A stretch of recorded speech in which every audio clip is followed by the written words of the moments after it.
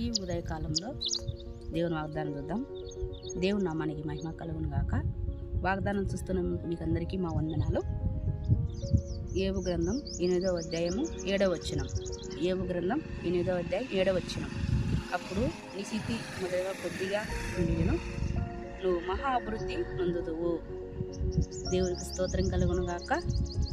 అప్పుడు నీ స్థితి కొద్దిగా నున్నను, నువ్వు మహా అభివృద్ధి పొందుదు అంటున్నాడు.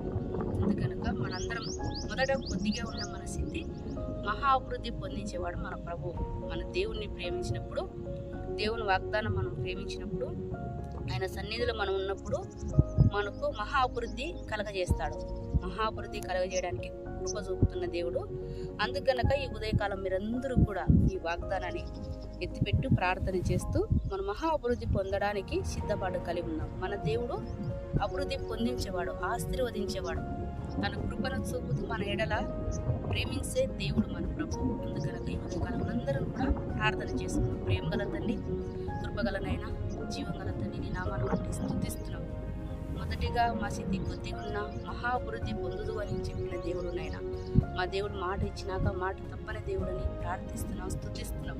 ఈ ఉదయకాలం ఎంతోమంది నాది కొద్దిగా ఉంది అనుకుంటున్నాను, కానీ ఆ ప్రభు మహా అభివృద్ధి పొందించగల శక్తివంతుడు నా దేవుడని ప్రతి ఒక్కరూ ఈ వాగ్దానం చూసి, వాగ్దానాన్ని ప్రేమించి జీవించినట్టుగా సహాయపడు. నీ ప్రేమ, నీ కృపను ఈ బిడ్డలందరి మీద కుమరించి మహిమ పొందుకోమని, మహాభివృద్ధి పొందించే దేవుని వైపు చూస్తూ విశ్వాసంతో కొనసాగడానికి నీ కృప చూపమని మా ప్రభు, మా రక్షకుడైన యేసుక్రీస్తు నామములో ప్రార్థన చేసి నీకు సమర్పిస్తున్నాను తండ్రి. ఆమేన్.